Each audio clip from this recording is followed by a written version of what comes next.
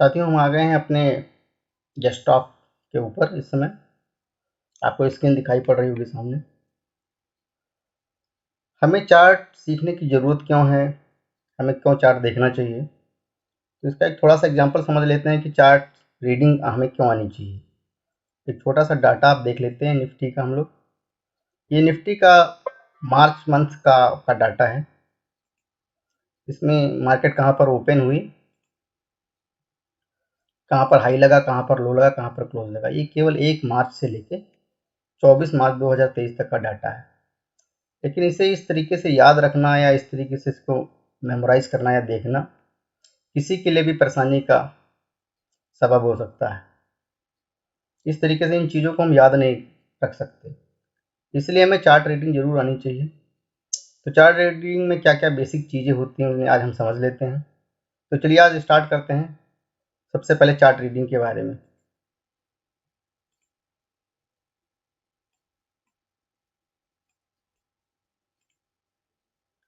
तो chart reading के अंदर जो कैंडल्स बनती हैं वो इस तरीके की बनती हैं।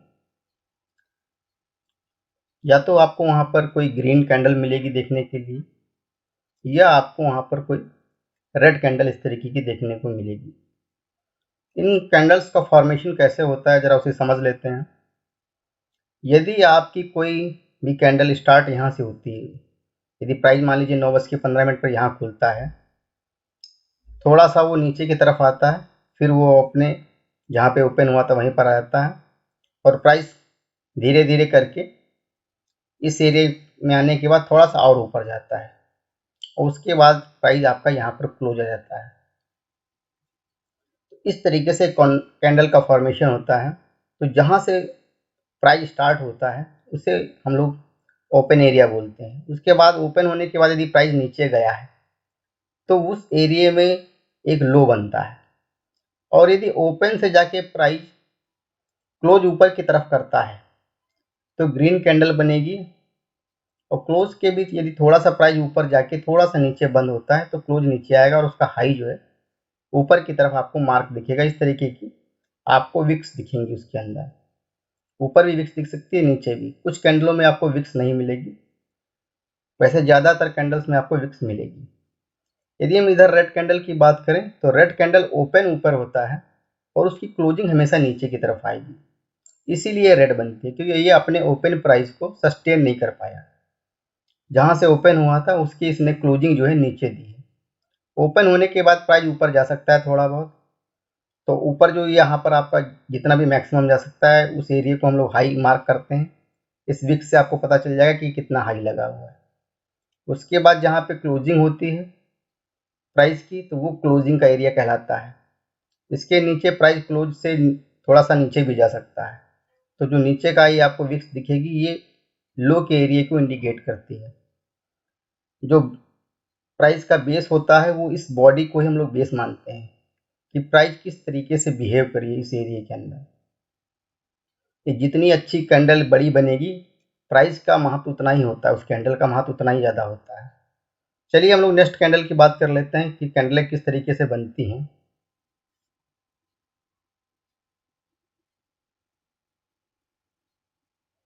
देखिए, कैंडल कई प्रकार से बन सकती हैं। यदि किसी भी कैंडल के अंदर विक्स ना हो, ऊपर की तरफ या नीचे की तरफ या दोनों तरफ ना हो, तो इसे सुपर बुलिश कैंडल माना जाता है। इस तरीके की कैंडल ये ग्रीन भी बन सकती है और रेड भी बन सकती है। यदि प्राइस नीचे से ओपन होकर ऊपर एकदम क्लोज करता है जाके, और कोई विक्स नहीं बनती, तो ये आपकी ग्रीन कैंडल बनेगी। यहीं यदि प्राइस ऊपर ओपन हुआ है और क्लोज नीचे की तरफ करेगा तो ये रेड कैंडल आपकी बन जाएगी। तो इस तरीके की कैंडल को हम लोग सुपर बुलिश कैंडल कहते हैं। जो नॉर्मल बुलिश कैंडल में आती है उसमें दोनों तरफ आपको विक्स दिखाई पड़ेंगी कि प्राइस यहाँ पे ओपन हुआ, उसके बाद उसने एक लो बनाया, उसके बाद प्राइस ऊपर जाता हुआ यहाँ पर उसने एक हाई बनाया, लेकिन क्लोजिंग उसकी थोड़ी सी नीचे की तरफ हुई है। तो इस तरह की कैंडल अक्सर आपको देखने को मिल जाएंगी। ये नॉर्मल बुलिश कैंडल के अंदर आती है। तीसरी तरीके की जो चार्ट के ऊपर हम लोग को कैंडल देखने की मिलती हैं, वो इस तरीके का हैमर देखने को मिलती है। इसका मतलब ये कि प्राइस यहाँ पर कहीं इस एरिया में ओपन हुआ, ओपन होने के बाद वो नीचे की तरफ प्राइस सेलर उसको नीचे की तरफ ड्रैग करते हैं, उसके बाद इस एरिया में कहीं ना कहीं बायर आता है और बायर प्राइस को एक बार फिर पुश करके इस एरिया में यहाँ टॉप पर बंद कराता है। ऊपर छोटी मोटी विक्स हो भी सकती है या नहीं भी हो सकती है, लेकिन ये जो कैंडल है ये सुपर बुलिश, मोर बुलिश है इस नॉर्मल बुलिश से ये अपेक्षा है, क्योंकि प्राइस आया तो एक बार नीचे है लेकिन बायर ने अपनी ताकत लगा के उसको ऊपर की तरफ क्लोज कराया है, तो ये मोर बुलिश है। ये इसी तरीके का इन्वर्टेड हैमर भी बन सकता है, जैसे इस वाले कैंडल में आप देखेंगे कि प्राइस यहाँ पर ओपन हुआ, उसके बाद प्राइस ने ऊपर जाने की कोशिश करी लेकिन प्राइस यहाँ पर टिक नहीं पाया। उसके बाद सेलर्स फिर हावी हो गए और ये कैंडल को इस एरिया में ले जाके इन्होंने बंद करा दिया। तो ये कैंडल जो आपकी है ये ग्रीन नहीं बनेगी, एक्चुअली ये रेड कैंडल बनेगी। तो देखिए ये रेड कैंडल आपकी बनेगी इस तरीके से, क्योंकि प्राइस यहाँ से ओपन होकर जब ऊपर की तरफ जाएगा तो ये आपको बुलिश दिख रही है, लेकिन उसके बाद जब ये नीचे की तरफ यहाँ पर क्लोज देगी तो ये रेड हो जाएगी और ये लीस्ट बुलिश मानी जाती है। इसके अंदर एक्चुअली कोई बुलिशनेस है नहीं, यहाँ पर ये वीकनेस को दिखाती है कि मार्केट के अंदर वीकनेस अभी बनी हुई है या आगे यहाँ से वीकनेस स्टार्ट हो सकती है। ये कैंडल, इस तरह की कैंडल यदि आपको टॉप पे मिल जाए तो बहुत अच्छी मानी जाती है, और इस तरीके की कैंडल यदि आपको बॉटम में मिल जाए तो माना जाता है कि यहाँ से रिवर्सल हो सकता है मार्केट के अंदर, और यदि ये टॉप पर मिल जाए तो वहाँ से मार्केट रिवर्स हो जाती है ज़्यादातर समय।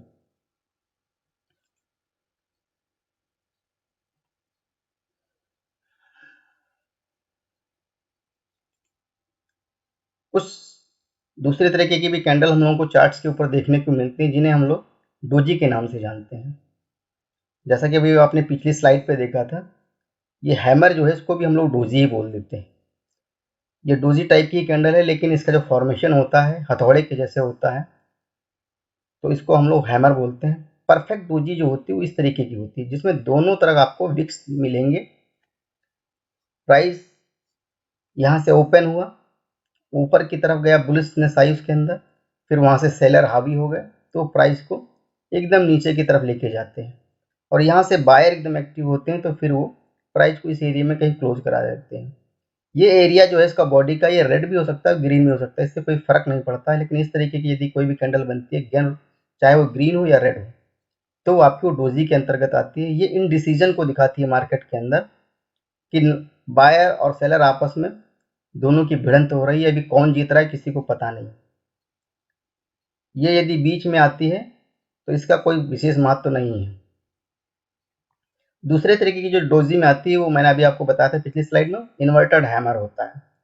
प्राइस ऊपर की तरफ यहाँ से ओपन होकर ऊपर की तरफ पुशअप करते हैं बायर्स, लेकिन फाइनली उसको सेलर जो है नीचे की तरफ ही क्लोज करा देते हैं, तो ये इन्वर्टेड हैमर होता है। ग्रेव स्टेन डोजी जो है उसके अंदर प्राइस यहाँ से ओपन होता है और काफ़ी तेज़ी से ऊपर की तरफ जाता है, लेकिन सेलर ऊपर से हावी करने के बाद प्राइस को नीचे धकेलते हुए एकदम उसको बॉटम में क्लोज करा देते हैं। तो इसको ग्रेव स्टेन डोजी के नाम से जाना जाता है, लेकिन ये डोजी का ही एक प्रकार है।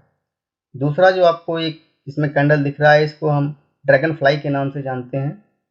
ये कैंडल आपको क्या करेगा, यहाँ से ओपन होगा, उसके बाद इसमें सेलर हावी होते हैं तो प्राइस को काफ़ी नीचे की तरफ पुश करते हैं और काफ़ी नीचे की तरफ लाते हैं, लेकिन यहाँ से फिर बायर एक्टिव होते हैं और इस प्राइस को ये ले जाके इस एरिया में या इसके ऊपर थोड़ा बहुत क्लोज करा देते हैं, थोड़ा सा इसका हेड बना देते हैं, बॉडी टाइप की यहाँ पे बनती है छोटी सी। तो इस तरीके की जो होती है ड्रैगन फ्लाई कहलाती है। ये भी एक कैंडल्स के टाइप हैं, डोजी के टाइप हैं, जिन्हें भी हमको चार्ट पे जब हम आगे समझेंगे तो इन सब चीज़ों को हमको समझने की ज़रूरत पड़ेगी। चलिए आगे देखते हैं नेक्स्ट स्लाइड पे क्या है हमारे पास। अब यहाँ पर जो हम लोग देख रहे हैं ये सिंगल कैंडल्स नहीं, इसमें दो कैंडल्स मिलकर कोई पैटर्न बनाती है। सपोज दैट प्राइस ऊपर की तरफ जा रहा है और बीच में आपको कहीं ना कहीं इस तरीके की यदि कैंडल देखने को मिल जाती है, एक छोटी सी रेड कैंडल, उसके बगल में आपको एक ग्रीन बड़ी सी कैंडल दिख जाएगी जो इसको पूरी तरीके से निगल जाती है। इसको इसीलिए बुलिश इनगल्फिंग कैंडल कही जाती है, क्योंकि ये दोनों कैंडल मिलकर एक पैटर्न बनाती है। ये सिंगल कैंडल से कभी इस तरीके के पैटर्न नहीं बनते हैं, जब दो कैंडल को मिला के देखते हैं तब ये पैटर्न कंफर्म होता है। ये जनरली यदि आपको बॉटम में मिल जाती है तो यहाँ से प्राइस रिवर्सल का चांस माना जाता है। सेम इसके जस्ट अपोजिट यदि ये कोई आपको ग्रीन कैंडल छोटी दिखे, उसके बगल में आपको काफ़ी बड़ी सी रेड कैंडल दिख जाए और ये आपको टॉप पर मिल जाए कहीं पर, तो वहाँ से भी रिवर्सल के चांस माने जाते हैं। वहाँ से माना जाता है कि मार्केट अब नीचे की तरफ आ जाएगी। तो ये इसका एक साइन है चार्ट के ऊपर। लेकिन इन दोनों को मिला के ही हमेशा देखना चाहिए, कभी भी अलग अलग नहीं देखना चाहिए। और ये कैंडल, रेड कैंडल, हमेशा इस ग्रीन वाली कैंडल को इनगल्फ जरूर करनी चाहिए पूरी की पूरी। यदि विक्स वगैरह भी हों उसके अंदर इधर लगी हुई हों, तो यदि उसको भी निकल जाती है तो बहुत अच्छी बात है। अदरवाइज विक्स ऊपर नीचे थोड़ा बहुत होती है तो कोई प्रॉब्लम नहीं है उसके अंदर।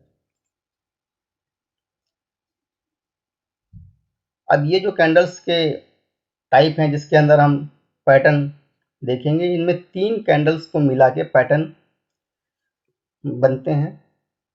जैसे 1 बाई 1 यहाँ पर 3 रेड कैंडल आ जाते हैं, तो इसको हम लोग 3 ब्लैक रो बोलते हैं। इस तरीके की जब कैंडल बनते हैं तो माना जाता है कि आगे फर्दर डाउन साइड कंटिन्यू रहेगा मार्केट के अंदर, और ये काफ़ी एक्यूरेट पैटर्न माना जाता है। इसकी एक्यूरेसी काफ़ी अच्छी मानी जाती है, क्योंकि यदि कंजिक्यूटिव लगातार 3 कैंडल आ गई हैं यदि बड़े टाइम फ्रेम में, तो मार्केट का वहाँ से रिवर्स करना थोड़ा मुश्किल होता है। यदि टॉप पर आपको कहीं इस तरीके की 3 कैंडल दिख जाएं मॉर्निंग में ही, तो आप मान के चलिए कि मार्केट काफ़ी टाइम तक नीचे की तरफ ही रहेगी। स्पेशली सेकंड हाफ तो अक्सर मार्केट नीचे की तरफ ही दिख जाती है। सेम जस्ट इसके अपोजिट, यदि आपको बॉटम में कहीं या मॉर्निंग सेशन में आपको 3 आपको ग्रीन कैंडल इस तरह के दी जाते हैं, तो इसको 3 वाइट क्रो बोला जाता है चार्ट पैटर्न की लैंग्वेज में। तो यहाँ से मार्केट ज़्यादातर टाइम इस तरीके की कैंडल्स मिलने, 3 कैंडल मिलने के बाद मार्केट रिवर्स होती है और ऊपर की तरफ मार्केट चलती चली जाती है। चलिए नेक्स्ट कैंडल के टाइप्स हम देख लेते हैं क्या हमें दिखता है। ये देखिए आया आपका डार्क क्लाउड कवर।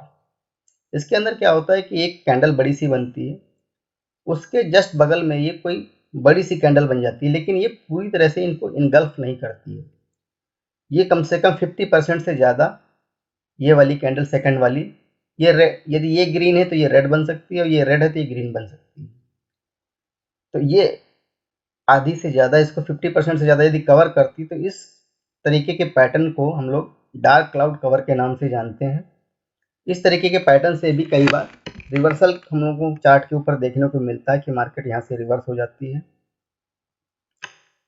ये भी एक रिलायबल पैटर्न है जिसे हम लोग मॉर्निंग स्टार के नाम से जानते हैं। मान लीजिए मार्केट कहीं से लगातार गिरती हुई आ रही है और नेक्स्ट कैंडल इन तीनों के नीचे इस तरीके की कोई कैंडल बन जाती है, और नेक्स्ट कैंडल जब नेक्स्ट डे बनती है, स्पेशली ये डे टाइम फ्रेम में काफ़ी अच्छी काम करती हैं। और नेक्स्ट डे प्राइस यदि इसके ऊपर खुल जाए, इस वाली कैंडल के ऊपर, ये वाली कैंडल के ऊपर यहाँ खुलता है, इस तरीके से प्राइस कूद के ऊपर खुल जाता है, गैप अप खुल जाता है, तो ये मॉर्निंग स्टार पैटर्न कहलाता है। इसके अंदर मार्केट के अंदर रिवर्सल के चांसेस काफ़ी अच्छे माने जाते हैं और ये काफ़ी रिलायबल पैटर्न है मार्केट के अंदर। इसका जस्ट अपोजिट जो है वो इवनिंग स्टार आता है। मार्केट मान लीजिए इस तरीके से ऊपर जा रही है आपकी, और टॉप पे आपको कभी इस तरीके का पैटर्न, ये 3 कैंडल को मिला के बनता है, ये वाली इसके ऊपर होनी चाहिए। जो नेक्स्ट कैंडल आपकी जो अलर्ट कैंडल है ये आपकी, ये नीचे इस तरीके से गैप अप होके बननी चाहिए। इस चीज़ का ध्यान रखेंगे हमेशा कि ये गैप होके ही ओपन होना चाहिए। यदि छोटे टाइम पीरियड में भी हो रही है तब भी ठीक है, और यदि डेली बेसिस पे मिल रही है तो ये काफ़ी रिलायबल पैटर्न है। तो इस तरीके से 3 कैंडल 4 कैंडल को मिला के ये आपको टॉप पर कभी भी मिल सकता है इस तरीके का पैटर्न। तो इवनिंग स्टार पैटर्न है, ये अक्सर हम लोग को चार्ट पर देखने को मिल जाता है। यदि डेली बेसिस पे इसको देखेंगे तो कम मिलता है, लेकिन जब भी ये बनता है तो काफ़ी रिलायबल पैटर्न है और काफ़ी अच्छे इसके हमको रिजल्ट देखने को मिलते हैं। काफ़ी टाइम तक मार्केट डाउन साइड में ही रहती है इस तरीके के पैटर्न पर।